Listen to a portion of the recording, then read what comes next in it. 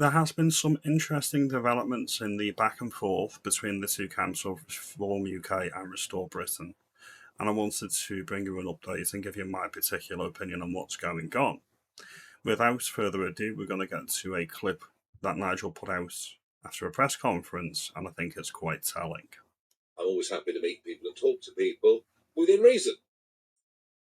Within reason.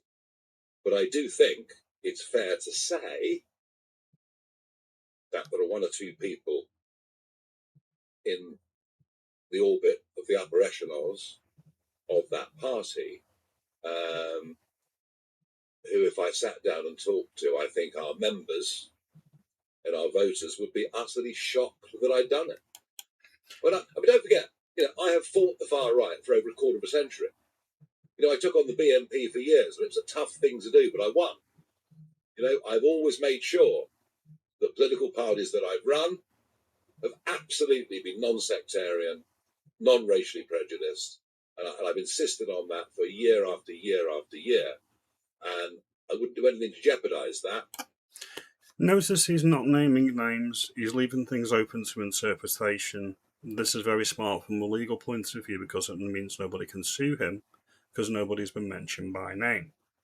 A lot of media outlets have interpreted this to mean Steve Laws, who has no official position within Restore Britain, and Charlie Downs, who is a co-founder of the party. Very, very smart from Farage to frame it this way. Not because politically it wouldn't work for me, because it would actually be the wrong thing to do. So we can talk to Rupert Lowe, it's fine.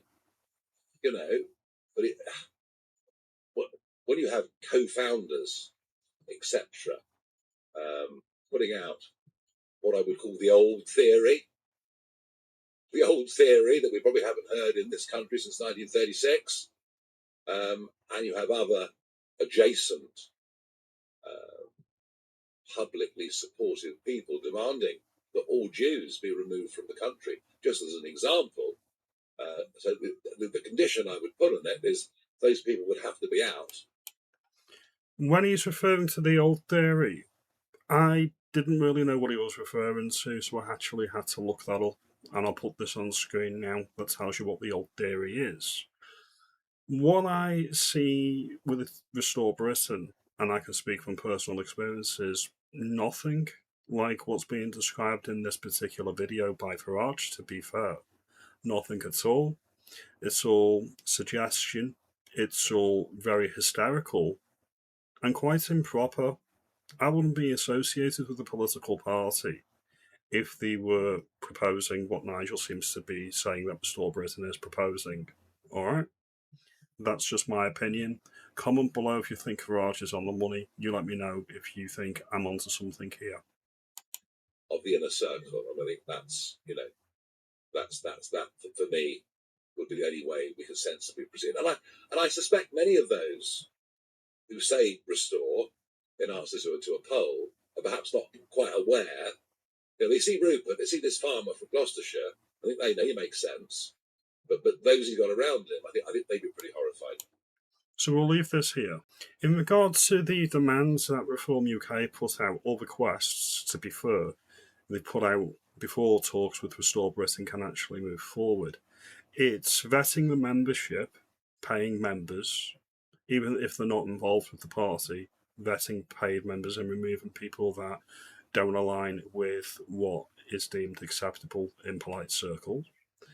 Not acknowledging that Nigel Farage is the next Prime Minister and backing Nigel Farage for Prime Minister. Accepting that Reform UK is not going to stand down any candidates in the next general election. So if you're going to do that, where's the accord? Where's the agreement? What is Restore Britain gaining from all of this? And the final one is removing Charlie Downs, the co-founder of Restore Britain, from the party completely. And I've got issues with all of these. I don't think it's a good faith argument, and I don't think it's a way the British right can move forward, to be honest. There was an altercation between Matt Goodwin, I believe, and Connor Tomlinson a few months ago, where essentially Matt Goodwin said in private messages that Connor Tomlinson and by extension some of his close friends who are in Restore Britain, have basically nuked their own public profile moving forward in the legacy media and in any chance to be involved in frontline politics by supporting Restore over Reform UK.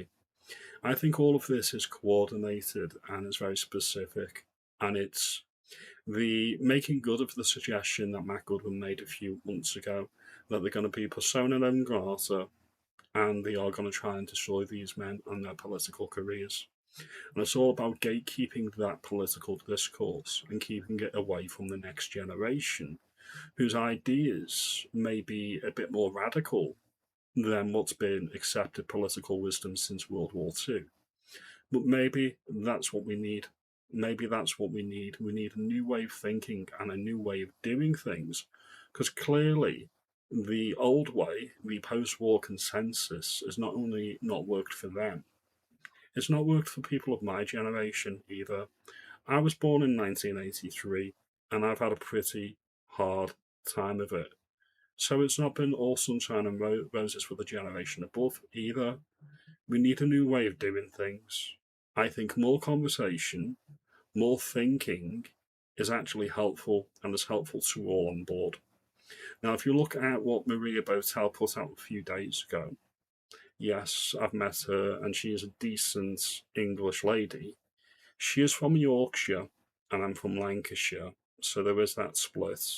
Lancashire remembers War of the Roses. However, the enemy of my enemy is my friend. So, so you can trust her. I think little bit of humour there. All right. We never wanted Nigel to remove Conservatives from Reform UK. We never suggested anything of the sort. What we suggested is that maybe people responsible for the Boris wave, like Robert Jenrick and Suella Braverman, maybe they shouldn't be in the government if reform getting. Maybe they should be backbenchers. Maybe they should take a back seat. Maybe offer advice, guidance, be in the party by all means. But you shouldn't be front and centre. We should be putting people into politics that have not been tested at that level. That is what's needed, in my opinion. These are just my thoughts. Your mileage may vary as always. Rupert has rightly rejected these demands because it's made from a place of hubris and arrogance and not good faith, in my opinion. Now, comment below if you think I'm being fair or you think I'm being unreasonable. Do you think Restore Britain should have got rid of their great white shark because Reform UK said so? When you see Charlie on TV, he is quite impressive, bit wet around the ears, but he is very good. He is very good in my opinion, and Restore Britain would be poorer without him. Like, comment, and subscribe. Do all of that great stuff, and I will see you in the next video. You have a good day, and may God be with you.